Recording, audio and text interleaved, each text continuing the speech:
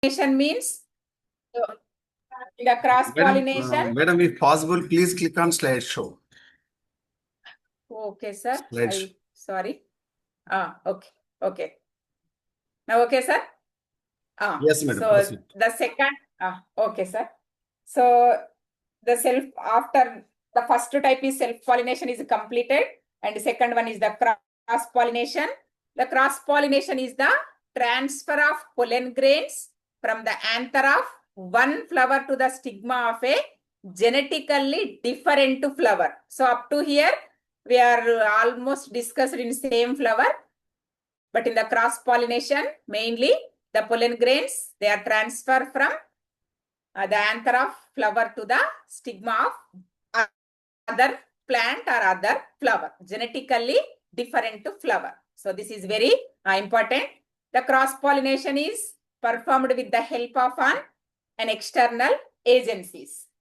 So that means the cross pollination is induced by external agents which carry the pollen grains of one flower and deposit them on the stigma of another flower. So the two being borne by two separate plants of the same or closely allied species. That means the different species. These agencies may be insects, that means bees, flies, moths, or animals. So the animals means some of the birds, snails, and wind and water. So these all are helpful. They all are called as the external agencies. Okay. So the cross pollination occurs or that is performed with the help of an external agencies. So these all are some agencies of pollination, abiotic and biotic. So abiotic means wind and water. The pollination occur through wind is known as the anemophily, and the pollination occur through the water is called as hydrophily. And in the biotic agencies, so that means some of the animals, birds, bats, snails, and snakes, so who are helped for the pollination, that is called biotic agencies. So the insects are helpful for pollination is known as entomophily. So in the entrance point of view, one question coming from these type. So entomophily, ornithophily, chiropterophily, melacophily, myrmecophily, ophiophily. So these all are the terms are very important. Okay. The insects are help for the pollination is entomophily. The birds are help for pollination is ornithophily. The bats are helpful for the pollination is chiropterophily. Gabbilalu అని చెప్పుకుంటాం. So the snails, నత్తలు, the pollination is occur through the snails is known as melacophily, and the pollination occur through the ants is myrmecophily. The pollination is occur through the snakes, that is the ophiophily. Okay, so these all are very, very important. The biotic agencies, entomophily, ornithophily, chiropterophily, melacophily, myrmecophily, and ophiophily. So just anemophily. Okay, so that means it is a mode of cross-pollination or transfer of pollen grains through the agency of wind. So abiotic factors. The first one is the wind. For example, the wind pollination is occur in the coconut plant, palm plant, date palm, maize, some of the Poaceae family, many grasses, and cannabis. These all are the example of the anemophily. Okay, so in the anemophily, which plants? Coconut, palm, date palm, మనకి మామూలుగా కూడా majority are the monocotyledonous. So only one or two are the dicotyledonous. So Poaceae family members, in that maize, all the grasses, date palm, coconut palm, all are just they are through this anemophily. And the characteristics of the anemophily. So the flowers are colorless. Okay, so the flowers are the colorless, odorless, and nectarless. They do not have any color, odor, and nectars. So the pollen grains are very light, small in size. They are looking like a winged or dusty shape. So they are dry and they are non-sticky and unwettable. These all are the characteristics of the pollen grains. And the stigma is hairy, look like some of the hair-like structures are occupied at the stigma place. The feathery are branched to the catch the wind-borne pollen grains. So the pollen grains are produced in very large number. So size is very small, but the number is large number. Okay. So animus means wind nana. In many cases, the pollination is achieved by this wind. The wind pollinated flowers are very small and they are looking like inconspicuous. Manaki kanabadanatluga untai. They are neither colored nor showy. So they do not have any smell and they do not secrete any nectar. And the anthers, they can produce an immense quantity of pollen grains. So large number of the pollen grains. So a large quantity of pollen grains is being wasted during transit from one flower to the another. So the pollen grains are quite light and dry, and sometimes they are provided with wings. Wings, the best example of the wing pollen grains like pinus. So we know that in the gymnosperm pinus, the pinus pollen grains are look like a winged pollen grains. So they can, in very rare cases, but they are also undergo this anemophilic. Okay. They are distribution by wind only.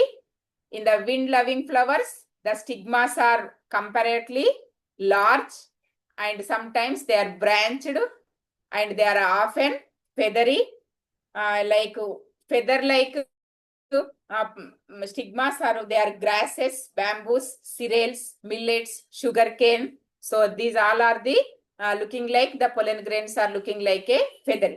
So the maize plant makes a good example of this type. The plant, they can bear a large number of male flowers in a terminal panicle, and in the lower part of the plant, 1 or 2 female spadices, some each in the axil of the leaf. So this is some characteristics of the anemophilic. Mainly, they are light, small, winged, dusty, dry, smooth, non-sticky, and unwettable. So the stigmas are hairy, feathery. So the feather-like structures, they are presenting in the grasses, bamboos, cereals, millets, sugar canes, and branch to the catch the wind for the pollen grains. So they are produced in very large number, large quantity of the pollen grains are produced in these plants. Okay. And second one is the hydrophily. So it is the mode of pollination or transfer of pollen grains through the agency of the water. Only the main agency is water is helpful for pollination. That is called hydrophily. For example, Juicera and Vallisneria. Okay. So the Vallisneria and Juicera, these are best example of the hydrophilic pollination.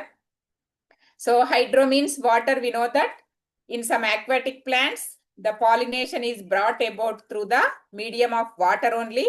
So hydrilla, Vallisneria, Juicera. In these aquatic plants, where the flowers remain above the water, the pollination is achieved through insects or winds.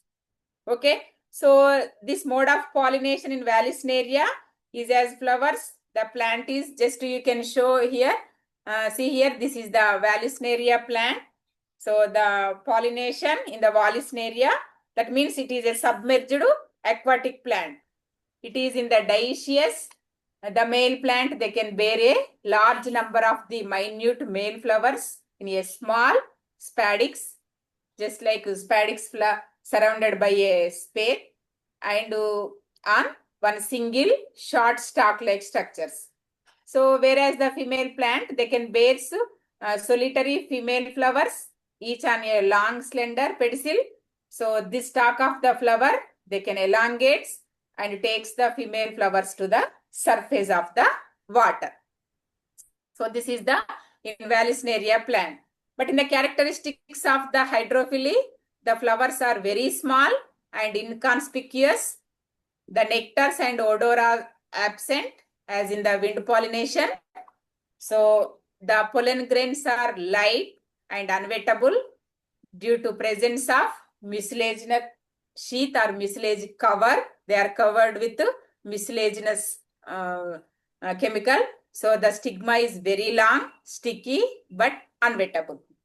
So that means the floating, some of the other, the anthers are very burst and the sticky pollen grains are, they can adhere to the surface to stigmas, which thereafter close up. So this pollination is over the stalk of the female. That means that is the completely, just to, I'll give that only the Vallisneria plant. The pollination occur through the agency of water is the hydrophily. The characteristic is flowers are very small and inconspicuous, nectar and odors are absent. So the pollen grains are light and unwettable due to the presence of mucilage cover. So the stigma is long, sticky and unwettable. And next one is the biotic factors. So in that first one is the entomophily. Okay. So in the entomophily, the pollen grains are transferred to a mature through the agency of insects like moths, butterflies, wasps, bees, beetles, etc. So these all are the entomophilic ways. Okay. So in the entomophily, the characteristics of entomophily, they are very showy or brightly colored. You can observe here the flower, some of the insects, they are completely, they can grasp that nectars. So they are very showy or, that means shine and brightly colored. And the most insect pollinated flowers have a landing platform. So this is very important. So they can have some landing platform. The pollen grains are spiny, heavy, and they are surrounded by a yellow, oily, sticky substances. They are called the pollen kits, pollen sacs. So the stigmas are often inserted and it's very sticky in nature. Okay. So the some flowers, they can provide safe place to insects for laying the eggs. So Yucca, Yucca superba, gloriosa, and some of the other plants. So this is the entomophily. Entomon means insect, phileo means to love. Okay.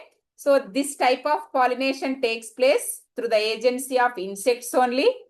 It is of general occurrence among all the plants. So the insect loving flowers, they can possess various adaptations by which they attract insects and they use as carriers of pollen grains for the purpose of cross-pollination. So the main such adaptations are color, nectar and scent. Okay. So in the abiotic, we didn't see this type of characters. They are looking like very color, attracted, and it's looking like a very shiny. Nectars are present and it gives us some smell, scent smell, or some of the attractive scent are presenting in these flowers. So besides this, there are certain special adaptations in some flowers. In the color, just we are taking as a characteristics of color, the color of the petals like corolla and some of the perianths. Manaki mamuluga kuda petals and tepals. That means corolla and perianth is one of the most important adaptations in this pollination type. The bright colors and irregular shapes of the flowers are responsible to a great extent to attract the insects. So in some cases, the flowers are inconspicuous. Other parts may become colored and they can showy to attract insects. For example, some మనకి మామూలుగా కూడా ఏంటి అని అంటే ముస్సాండ్రా. So ముస్సాండ్రా కనకాంబరం అని చెప్పుకుంటాం. One of the sepals become modified into a large white or coloured leafy structures and they can serve as an advertising flag to attract insect. In bougainvillea, so bougainvillea and euphorbia, these are also the bracts. They can become highly colored and they are attractive. In other cases like Musaceae aeraceae, మనకి మామూలుగా కూడా ఇక్కడ Musaceae, Musa paradisiaca, so the spathes become the brightly colored to attract the insects. So this is the colors, just like the characteristics of the color. In coming the nectars, the second character, nectars they are also an important adaptation to attract the insects. Most of the flowers with Gamopetalous corolla, they can secrete nectars, which makes a positive attraction to the insects like bees. So that means the nectar is generally found in a special gland. They are known as a nectary. The nectary occurs at the base of one of the floral whorls, and the bees come to the flower and collect the nectar from nectary. So they being about the pollination. So this is the nectars. And coming the scent, that means it is also other important adaptation. Most of the flowers which open in the night are insect loving, and they emit at night a sweet scent which attract insects from a distance. At night, when color is not seen, the scent becomes quite useful, directing the insect to the flowers. So some of the Nyctanthus, Cestum nocturnum, jasmines, and Quisqualis, and some of the several other plants, they can almost looking like a very sweet scent smell. So in some cases where the smell is offensive, they can that means they are very immensely liked by small insects. This is the looking like a characteristics of the scent. So these three are very, very important in this insects agency of insects like entomophily. And second one is the ornithophily. So in this ornithophily, that means it is the mode of allogamy. It performed by birds only. Okay, so only a few type of birds are specialized for this. They usually have small size and long beaks. That is the ornithophily. So in the ornithophily, the characteristics, ornithophilous flowers are usually brightly colored. It's looking like a red color, orange, yellow, or blue, and the floral parts are commonly leathery. And the ornithophilous flowers, they can secrete the abundant watery nectar, or they have edible parts. So in these flowers, the scent is often absent. That is the ornithophily. That means the mainly in the ornithophily, the only the pollination occur through the birds only. Okay, so this is the ornithophily. And methods to ensure cross pollination. The methods through cross pollination, it is looking like a dichogamy. మనకి మామూలుగా కూడా ఇందులో first వచ్చేసి ఏంటివి అని అంటే self pollination, cross pollination. So the self pollination is two types and cross pollination biotic and abiotic.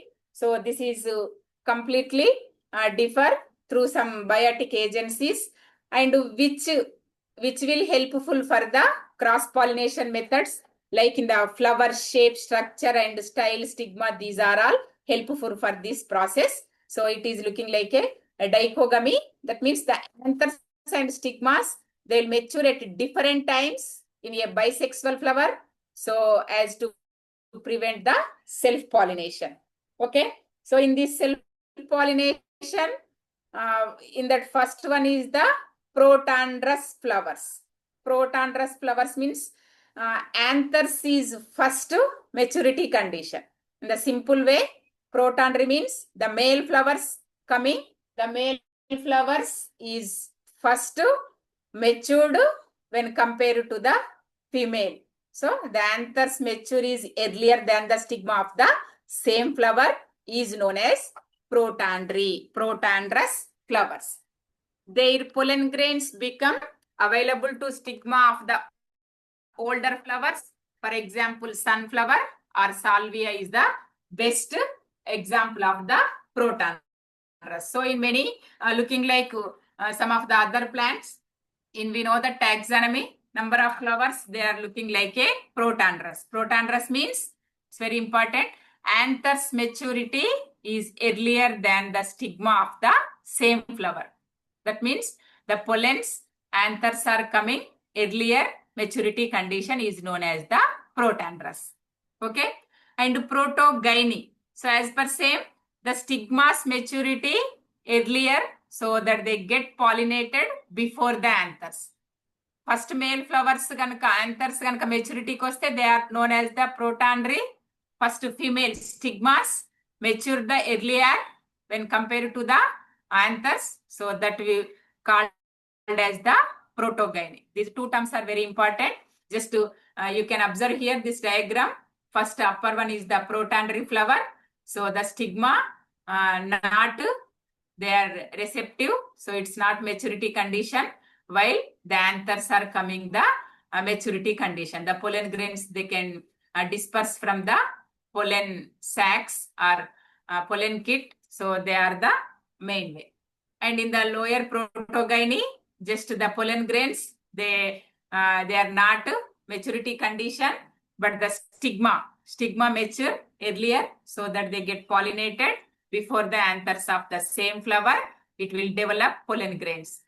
Just to show the almost to the best example, Poroclac plant, Mirabilis gelapa and gloriosa and some of the plantago. These all are the best example of the protogyny. Okay, so this is the way. And hercogamy. So in the hercogamy, that means in some bisexual flowers, the structure of male and female sex organs itself, they'll prove a barrier to self-pollination. So even though it is bisexual flower, the male and female sex organs are present, but they do not go the cross-pollination. So that means itself they can prove a barrier to the self-pollination is known as the hercogamy. In the hercogamy, that means in the Primula vulgaris, or in certain cases, even in hermaphrodite flowers, the self-pollination does not take place. So it will happens because of the it way. So this is the hercogamy. So the second one is the self-sterility. That means self-incompatibility. The pollen grains of a flower do not germinate on the stigma of the same flower due to presence of similar self-sterile genes. So S3 in pistil and S1S3 in pollen grains. In the best example, tobacco, potato and cruciferae family. So this is also some self-incompatibility way. This is the hercogamous. That means they can, the barrier, the self or other self-pollination does not go through this way. So this is the, even though bisexual flowers, it is types the hercogamy and self-sterility. And heterostyle. So heterostyle means there are 2 or 3 types of flowers with different heights of styles. That means just hetero means different, style means the stamens and pollen pistila all are presenting. So 2 or 3 types of flowers with different heights of the styles and stamens. So that means the diheterostyle, triheterostyle. So diheterostyle is known as the dimorphic heterostyle. There are 2 types of flowers. Pinnide, that means long style and short stamens. Okay, so long style and short stamens is the pinnide. Just this one. And thrumide, short style and long stamens. For example, primula, primrose. So this is the thrumyid. ఇక్కడ మనకి ఏంటి అని అంటే the styles are different heights. So it is 2 or 3 types of flowers are there. That means in the primula vulgaris is one example in the dichogamy where the maturity of male and female sex organs of the flowers is attained at different times. So in the hercogamy means in which the structure of male and female sex organs in the flowers, they act as a barriers for self-pollination and self-sterility. So this is found in the Petunia axillaris. In some other way, the pollination in the heterostyle.